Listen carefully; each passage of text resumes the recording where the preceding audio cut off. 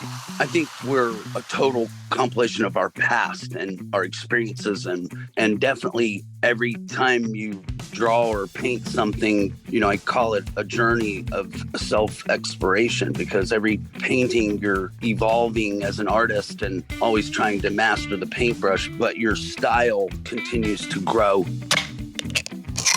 Welcome back to Bottled Up. On today's episode, I talk with guest Captain Marty Wilson, a talented local artist known for his unique styles and his passion for coastal conservation. Marty shares his expertise and love of art, especially gyotaku, a Japanese fish printing art form, his insights on the local environmental issues caused by plastic waste, and his foundation, One Gulf, One Goal's efforts to combat it. Plus, we hear Captain Marty's incredible background of growing up in Area 51 to eventually living on the local waters of the Mississippi Gulf Coast. Enjoy the show. Mr. Marty Wilson, thank you for coming on Bottled Up today, man. I really appreciate it. Thank you for the invite. Pleasure to be here. So Marty, I have some questions about your life. I remember the first time I sat down with you and kind of had some conversations with you, you were telling me that your dad was in the military. Tell me a little bit about what he did in the military and kind of what it was like growing up as a child whose father was in the military. Well, it was probably later that we got to kind of build our relationship and the whole father-son. I'm the baby of 5, and I have a twin brother. So we were the follow-ups. But, Dad, they're all, my mom and dad are both from Indiana. My dad played ball for Indiana U. My mom went to Muncie. My dad, when he was graduating, he was racing cars on the oval dirt track. Okay. And he told my mama that he said, well, look, either I'm going to be racing in the Indy 500 or I'm going to be flying jets. You want to come along? And that's how he proposed. But, she said, sure. So he ended up joining the Air Force. Okay. Ended up flying jet. And we lived out in Area 51. And so his story, because he test piloted the SR-71, the Habu, the Blackbird. And what time period? What time period was this? And I have a lot of questions about that, considering what's come in the last 2 weeks on news. And I know that everybody's been talking about extraterrestrials and stuff. But so you lived out on Area 51 with your parents? Yeah, that was probably, I was a baby, but that was 60s. That was mid 60s. He went through astronaut training, and he says he washed out of astronaut training, but really they had found a scar on his spleen from playing football in college. And the astronaut program, they want you perfect, right? Yes. So they said, well, look, we're not going to let you be an astronaut, but we got another offer for you if you're interested. And he said, what's that? He says, well, you can fly experimental aircraft at Area 51. He went, sign me up. Yeah, absolutely. I mean, that's kind of like, from what I know or hear about your dad, I mean, that was right up his alley. Yeah. Well, them pilot jockeys, man, they're a different breed. He's just tough. And we ended up, and he flew like 368 missions in Vietnam, flew the A1 for the CIA, and then he was flying some missions with the SR. Actually, when he was test piloting that, it was the predecessor. It was the YF-12. Okay. And then the YF-12 evolved into the SR-71. But we moved out to Okinawa and the Reykjans off Japan. And now we're like 8 years old, 9 years old, 10 years old. And my dad's now introducing us to fishing, through tanks on us, scuba diving. We're going to Hawaii like 2 or 3 times a summer. Yeah. And we just walk out on the flight deck, and they drop the ass end of a C-130, and you just walk up the ramp and flip down the seats, the jump seats, and hang on to the cargo net and put your seatbelt on. I mean, it was kind of cool, for being that young. Oh yeah, that's not a standard. You had an exceptional childhood, it sounds. Yeah.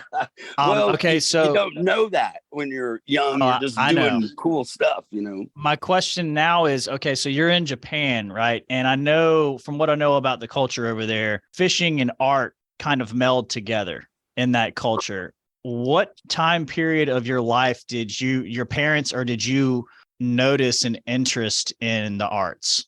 Well, we were doing art over there as a family and in school because we're on Kadena Air Force Base, but my mother was teaching art in the school systems. So that's where I was introduced to the gyotaku fish printing art form that I've done here for 35 years. Explain to the listener what exactly that is, because I know what it is, and it's a very interesting way of recording and creating a piece of art, but also a record of the fish. Explain kind of what that is. Right. And the evolution of that art form for America is a totally different definition. But gyotaku, it's fish print in Japanese, but for us, it's a fish mount alternative to recording the exact length and the girth of the fish without doing the fish mount. So I'll paint directly on the fish and press it on canvas, or we do rice paper rubbings, which is very traditional Japanese with black sumi ink. The rice papers are cool, but they don't have the lifespan of canvas, and then you still have to get it under glass and the whole framing process. Right. But the Japanese invented this in the late 1700s, 1800s as an art form, which is pretty amazing to think about, because in that time era, you're in the hunter-gatherer stage of providing for your family with no refrigeration and things. Yep. Well, you're just going out and hunting for food. So when you stop your lifestyle of trying to just feed your family to sit around and have a culture they're doing an art form in that time era, is pretty amazing to think about that was important in their culture. So, those are some of the things that I think about, that every time I do one, it really dips into those thought processes of the Japanese and where this evolved from. Now, America, ego driven. This is my big fish. I'm all right. It's more about taking people into your man cave and being like, yeah, I caught that. Look at that. Yeah. And maybe some of that Japanese fish printing was done on recording different species of fish. Maybe there was a biological angle to record, the different species that live there or things like that. I'm not sure, but I know that culture and the art form in that culture of the origination of tattoos and Japanese ink and Chinese ink with the bamboo paintbrushes and do you talk about, we're such a young country. I know. Compared to the rest of the world, I know. And where that came from. But we just lucked out on where we are. Geographically, we hit the lottery. But okay, so you're a 10-year-old. Your mom is teaching art. So you were getting art at school and you were getting it at home from your mother, right? Right. And then the fishing, we were diving and fishing over there. Spear fishing? We weren't spear fishing. My older brother was spear fishing, but we were definitely diving. And, back then you didn't need to be certified. My dad, we're diving 10 to 20 foot of water. My dad's just like, put the regulator in your mouth, son. Just breathe. That's all you got to do. Just breathe. Right. But he took an inner tube and filled an inner tube up with air, put a net inside of it, like a big dip net, and tied it to the inner tube. And then we would go down to the bottom and pick up shells and then swim up and put them in the inner tube. Got it. When I say shells, I'm talking about the seashells that still have the animal living inside them. Yes. So like the big tiger cowries and the Goliath conchs and spider conchs, spiny murex. I mean, we know all these names of these shells because we collected them. And then we would eat some of them because even the big abalone, were phenomenal eating. And they're just the half a shell, but they're locked on. There's muscle on the side of the coral heads, and you just slide up beside them and they're crawling like a snail about 1/4 inch off of the rock, and you just slide your knife in, and then they lock back up to the rock, and you just turn your knife blade and it pops off, and you go put it in the inner tube. Yeah. So needless to say that the ocean is a part of you. Like you grew up on the water, in the water, with the wildlife. And I think, that kind of You fell in love with it. 100%. And 100% of who I am is probably a perfect 50-50 blend of my mother and my father, because that living that lifestyle and then doing art, and then us moving here, and my dad retires Air Force. And what's the first thing he does? Buys a fish camp. And we had Wilson's Fish Camp on the point in Biloxi.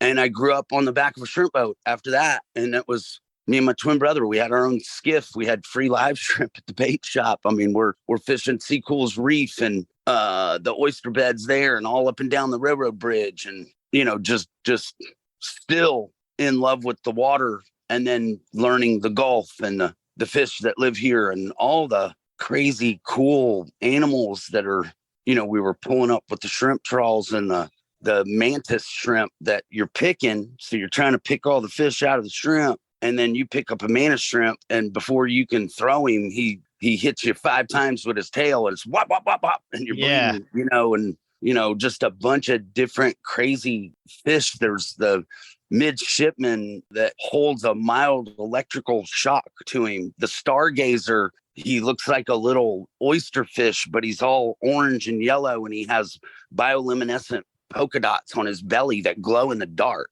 Like, crazy. You know, these are the things you learn, like on the back of a shrimp boat, because you got to have it, touch it, and feel it, and learn about it. And then Miss McCon, you know, our biology teacher at Biloxi High School that had been there for 30 something years, you know, that had passed on just a wealth of knowledge to so much youth that had gone through, you know, her class at Biloxi High.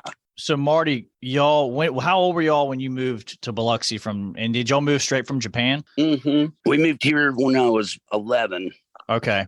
And then it was the fish camp from 11 to 17, I think.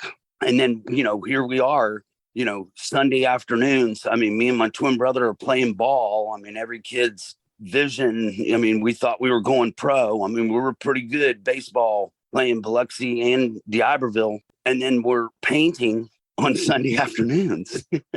Well, what were some of the first things? Did you always start off, you know, being drawn to draw images of the sea and images of wildlife in the ocean and coastal themed things? Has that always been a draw for you? Or did you kind of evolve into that? As a young man, and even in my childhood, I was drawing lots of sea creatures and stuff. But then there was also this mix with, you know, because nowadays it's PlayStation and all that, but there was still that whole comic book, Marvel comic superhero stuff that kids draw. So I was drawing a lot of that. And then as I got older, you know, I was doing some underwater diving stuff, scenes.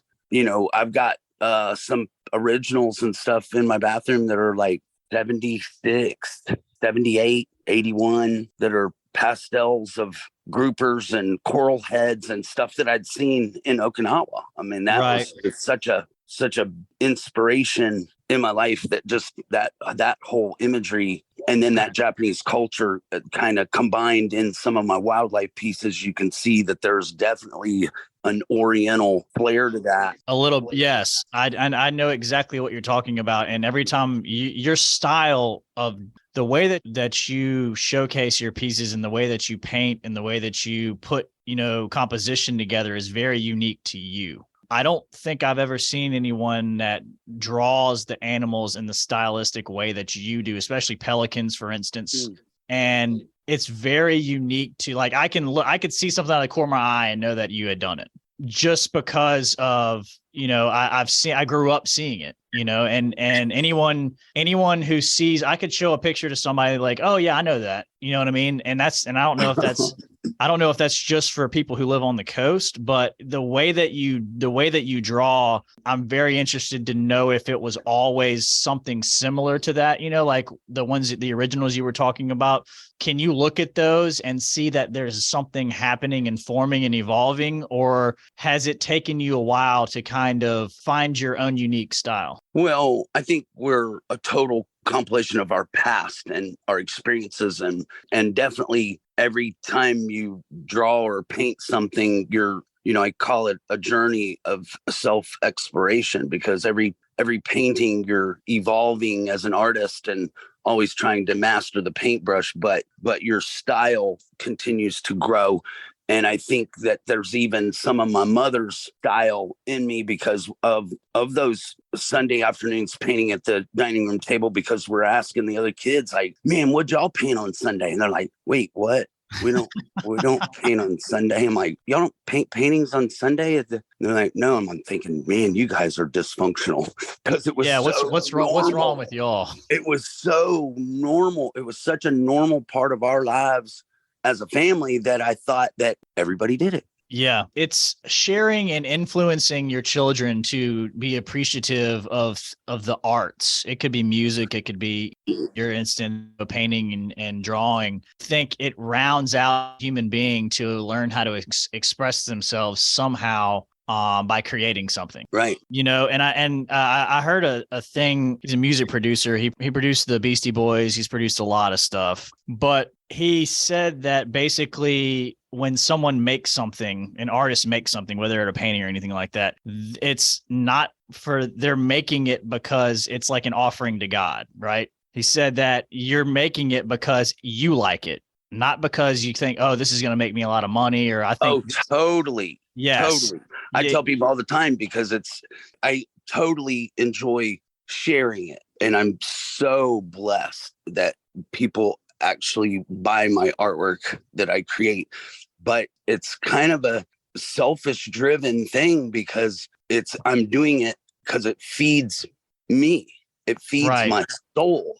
So when I'm doing it in that creative process, and the things, there's some parts of that where just some magic starts to happen when you're totally in your front right.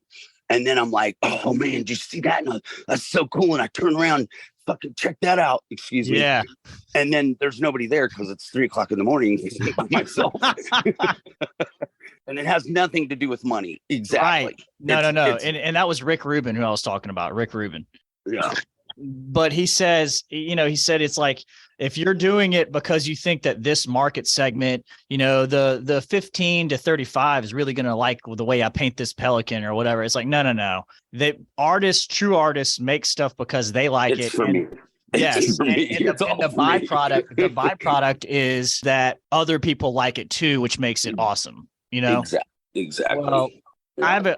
I think that if anybody wants to check out Marty's art, I mean, if you've lived on the coast, you've seen it. Whether it's in a restaurant, you've seen it on a mural on a building, you've seen his art. So I would recommend, if anybody hasn't seen it, to look him up and reach out to him if you want to purchase anything.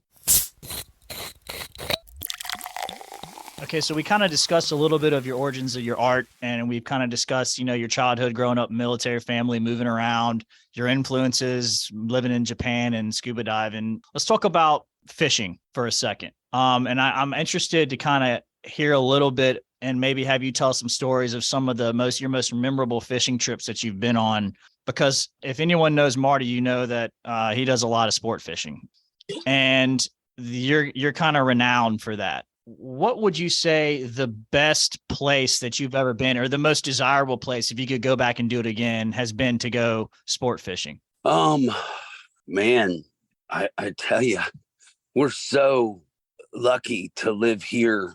And there's a lot of people that live here that don't even realize that it's at our fingertips here. But I tell you, I've fished a lot of different places around the world, and nothing compares to the blue water that we have here in our reef fishery that's here, off of the mouth of the river out of South Pass.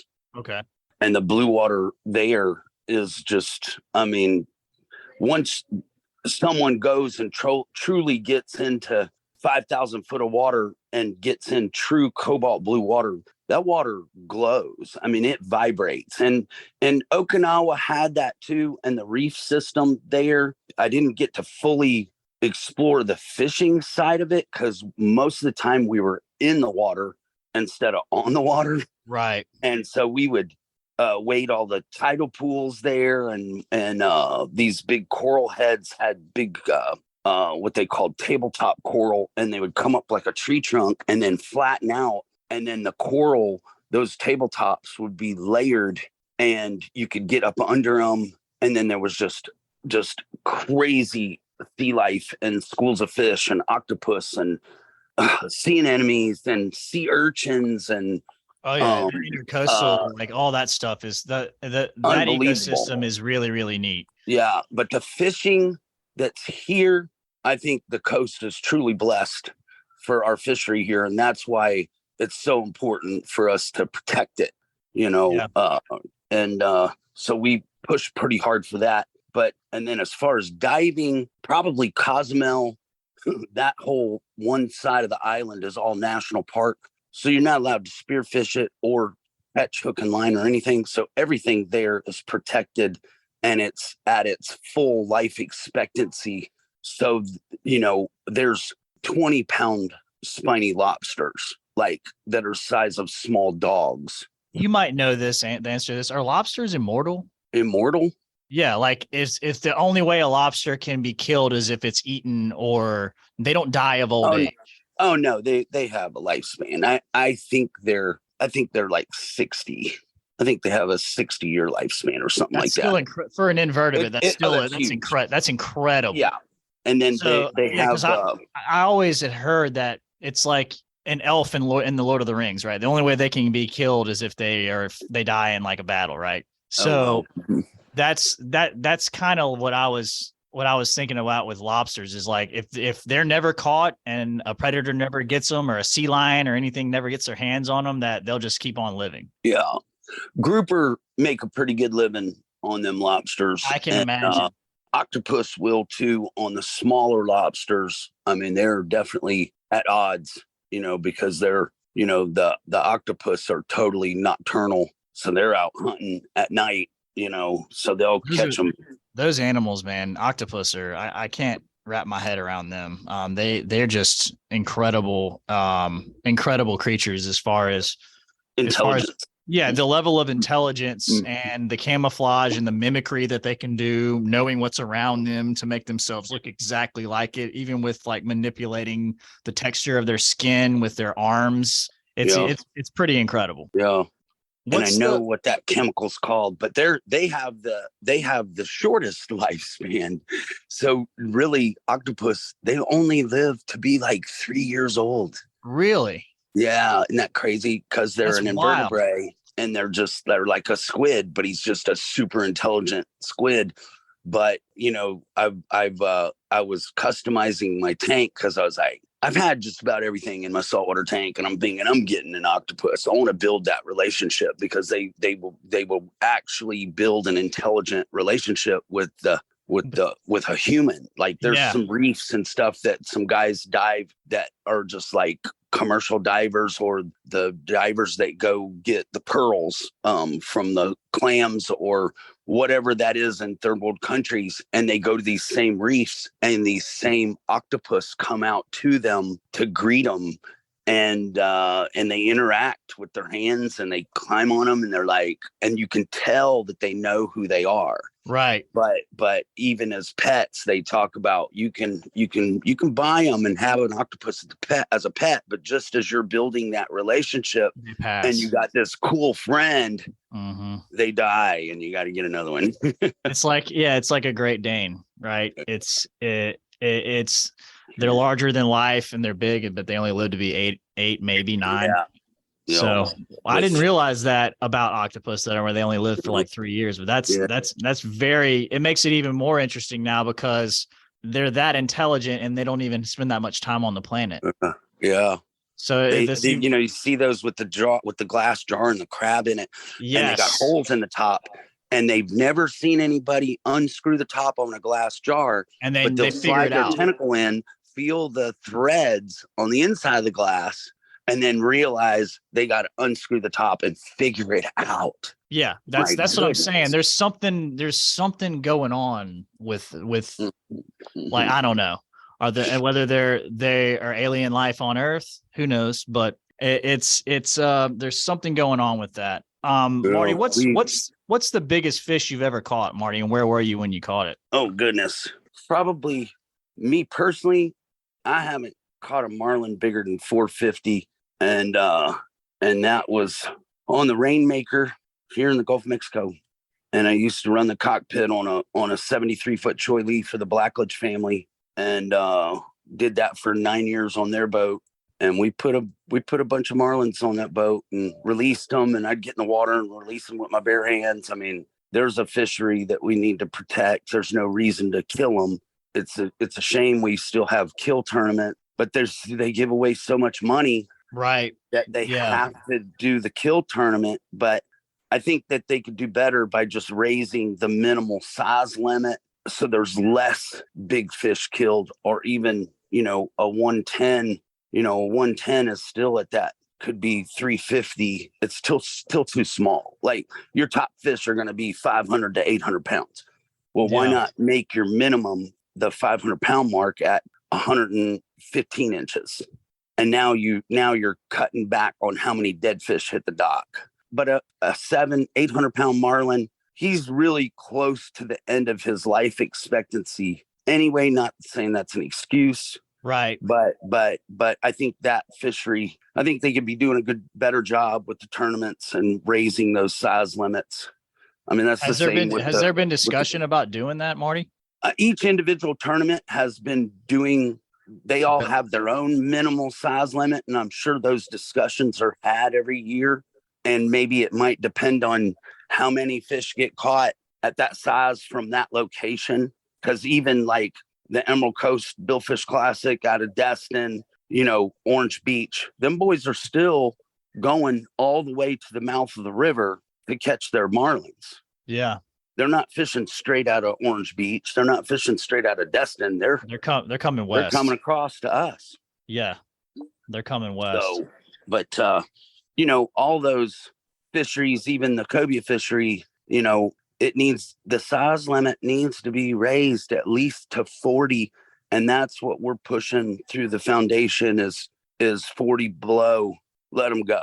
Let's talk about the foundation a little bit, Marty, so people can kind of understand when you refer to the foundation, they understand exactly what it is you're talking about. And they kind of have a clear understanding too of what the purpose and the message and mission of One Gulf, One Goal is. Sure. I started beating that drum back. My dad was bringing me to the CCA meetings. It's our Mississippi Coastal Conservation Association. It's a national organization, but our Mississippi chapter, he was bringing me to those meetings when I was 18. And then I think when I was in my 20s, they were pushing to get the gill nets out of the water, because the gill nets are pretty much indiscriminate killers of everything. So it doesn't matter what species you're targeting. And it was just kind of wiping out our speckled trout population here. And it was really to see what we could do to fix that. And Texas did it a long time ago.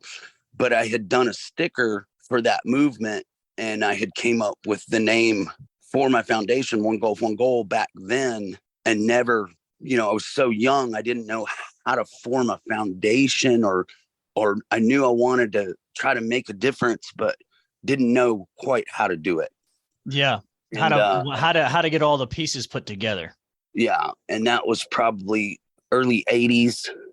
And then we had done a few different things, and I was trying to, I had done a painting of the Ship Island Lighthouse, and I was trying to do that under my foundation name and rebuild the Ship Island Lighthouse. And I'd gotten a set of the blueprints from 1886 from the Coast Guard Historical Archives out of St. Augustine, I think. And I had done some T-shirts, and then Mr. Tommy Monroe owned all the Shell stations. He let me put them in the Shell stations. We started selling the shirts to raise money for this Ship Island Light Station project that I was doing under the One Gulf, One Goal name. And we ended up getting Ricky Matthews involved, who was the editor of Sun Herald. And then he brought it to Hancock Bank because it was their logo. And we ended up getting it rebuilt. It 2 years after that, Katrina hit, took it from us again. Jesus. But ended up forming the foundation in 2017. And then we had been doing our Croker Classic Kids Tournament that benefits the foundation. and we've been doing it for 16 years. Right. Called the Croker Classic. And, and we graciously thank you, Pepsi, for coming on board as our title sponsor. Hey, anytime, Marty, Thank you. That's a great tournament, man. And and the amount of prizes and opportunities that you give these kids to come out and actually catch, and it's geared towards kids. So, I mean, if anybody on the coast or in the area wants to come and fish it next year, it's a great tournament for a family event. So, we were happy to do it, man.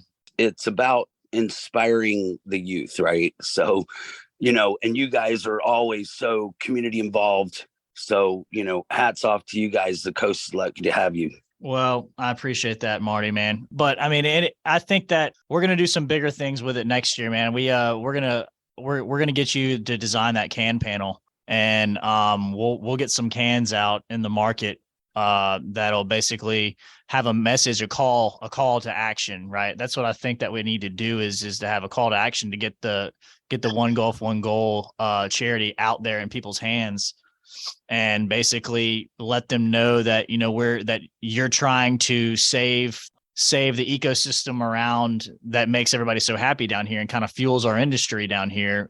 You're trying to make sure that you conserve and save that for the generations to come. For our kids, kids, right? That's right. That's what it's about. We haven't done a very good job at what we've done to our planet and really teaching them to change their mindset about what is our personal carbon footprint. What are we using? Because that the single-use plastic problem is a serious problem. And the only way to solve that is to find alternatives and then start changing the mindset of what you're using and how you're using it. Because it's the more you use, so the more you buy, the more they make, Yep. But, aluminum, man, we can make aluminum into anything. I mean, that's the recycling possibilities of aluminum. That's awesome. I was reading something today, Marty, in one of my emails talking about our supplier out of Hattiesburg. I think I told you about Wispac, the people who we supply, who we get a vast majority of all the beverages from. And they have started putting bottled water in aluminum bottles, like the 16-ounce aluminum bottles that, Miller Lite and all that comes in. Mm-hmm. They've started, there was an increase in production in that particular package this year. So hopefully that's on and we can start, getting rid of all the plastic. Well, we launched our water about 2 months ago with Chandelier Brewing Company. It's called Shandy Water. It's turbo hydrate. We're putting it in the cans at 9.8 alkaline, and it's microclustered in nature. So it's 100% absorption and hydration. So 2 cans is equivalent to a gallon of regular water in hydration. Wow. And it's in a can. And I want to tell you, it's pretty amazing. Well, I think that things like that, just little things, everybody doing a little bit in the right direction is gonna help. This isn't going to be a problem that's going to go away. Us going to sleep next week. Oh, and now it's all fixed. No, everybody just has to be mindful of everything that we do with plastic and recycling. And I'm in a business where I see a lot of it, and I do see what goes on. And my dad was always really mindful of make sure cardboard, baling cardboard to recycle, plastic, recycling plastic. He was always kind of, we bale all our cans into bales, all of our aluminum, and then we send the aluminum to the recyclers. So, I mean, we do everything we can do, but knowing that you sell products in the world that has single-use plastic, you just got to try to do as much as you can in the other direction too, to kind of balance. Well, that's right. And I think that the plastic bottles, they have done amazing things with the plastic bottles. And I think that's always going to be able to have its place to turn it into plastic pellets to repurpose or upcycle or recycle. Yep. And the world is catching on, and they're doing it. I think the biggest problem is the single-use plastic bags, and the grocery store bags are probably the worst, because we bring them all home. We want to do the right thing. We end up with 300 in that cabinet because we're reusing them. We're not recycling, or we're not upcycling, but we're trying to get another use out of them. Even if it's one more use. But then that cabinet gets so full, you're opening it and they're falling out. And then you're like, okay, let's start over. And then you throw them all away but 20. And you go, okay, we're going to start over. I got 20. This is all I need. And then you start over, but we're still not there. So, you know, some of those solutions, I think, is what really needs to happen. Well, I do know that Rouse's does this. I don't know if Walmart or anybody else does, but if you in the entranceway of Rouse's, they have a recycle area for grocery bags.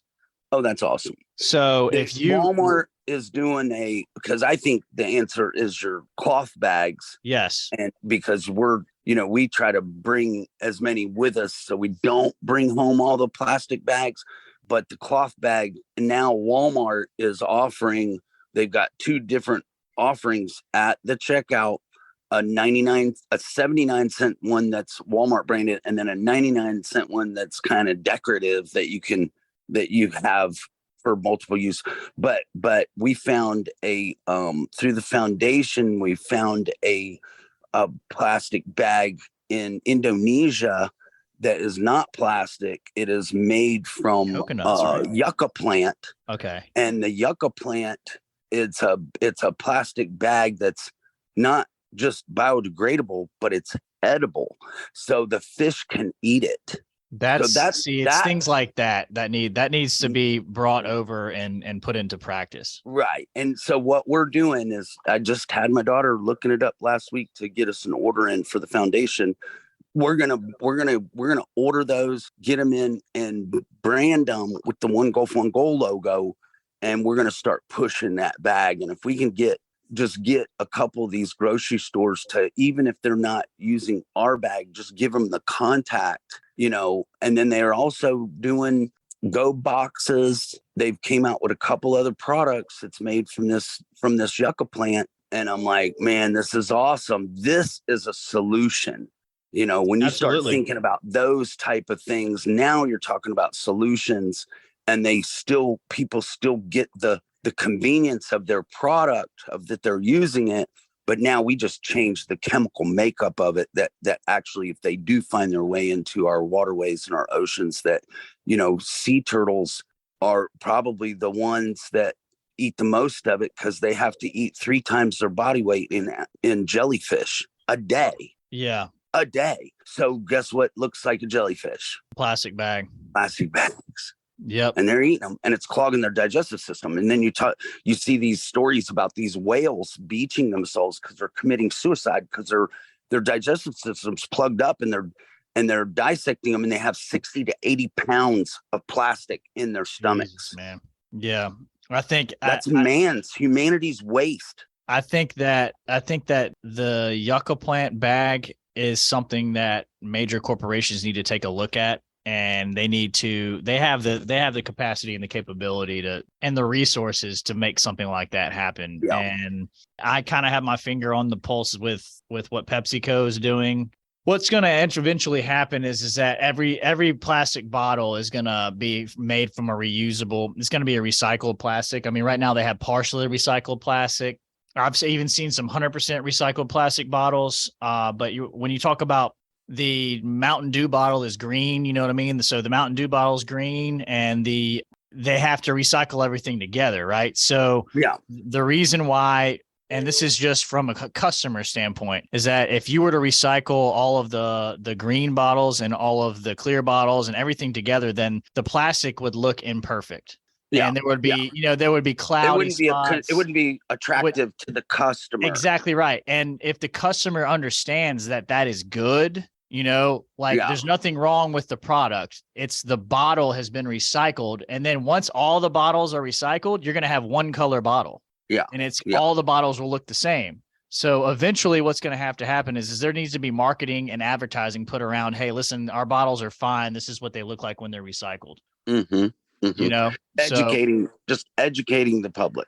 Yes, absolutely. So I think that's what needs to happen. And I need to I think that I would like to try for Mississippi to have something to try to. I know that Mississippi, they in Waveland, they produce PET, you know, the little pellets you were talking about that makes the bottles. Mm-hmm. They should basically have a recycling facility on the same platform as that manufacturing facility. And you can have them on the same property and do it. And I think that, you know, this isn't a Coke or Pepsi or beer or anything. This is everybody. This is a beverage in an industry thing. Right. So I think that there's a group called the Mississippi Beverage Association, and I think that it houses, you know, all house of brands, you know, Keurig, Dr. Pepper, Coke, PepsiCo, everybody's in there. Even the beer guys are in there. And I think that there needs to be a serious discussion about how can we all pool our funds together to try to ship all of our recycled bits to a facility that can help. So, yeah.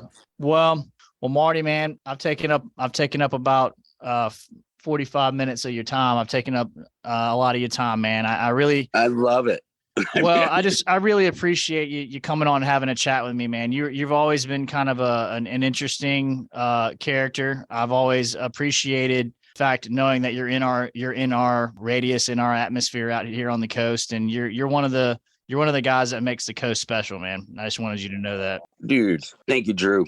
Well, Marty, if anybody wants to reach out to you and see your artwork, maybe purchase some jewelry, purchase some pieces from you, or learn more about One Golf, One Goal, where would they go to do that? It's real easy. It's martywilson.com. My product is on there. And then we've got a whole page dedicated to the foundation. And if they want to be involved and get involved somehow, it's marty@martywilson.com is my email. But you know, we're always very receptive to people wanting to be involved and make a difference. And, you know, that's what we're about. Well, I appreciate that, man. Well, Marty, listen, it was great having a chat with you. I hope to see you in person soon. If you need anything, you have my number, you hit me up, and I'll be in touch with you, man. You have a good rest of your day. Okay. Hey, you too. Excited about our future together. Absolutely, Marty. Thank you. Talk about one fascinating and talented character. It was so great to hear Captain Marty's passion for art, coastal conservation, and just life in general. He is definitely one of the people who helps make our area more beautiful, interesting, and unique. Be sure to check out all of Captain Marty Wilson's art and all of the amazing work his organization, One Golf, One Goal, is doing along the coast at martywilson.com. Until next time, always support local and small businesses because they are the backbone of our community and area. Thanks for listening to the Bottled Up Podcast. Want us to deliver this show into your email inbox as they drop? Want to tell us about how you like the show? Or you want to tell us about a Gulf Coast restaurant or bar you would like us to spotlight in upcoming episodes? Email Morgan at mwheeler, WHEELER, at abevinc.com. That's ABEVINC.com. Want to know more about Allen Beverages and how we work with our clients, partners, and vendors? Check out allenbeverages.com. This show was edited and produced by Johnny Gwynn and Deep Fried Studios.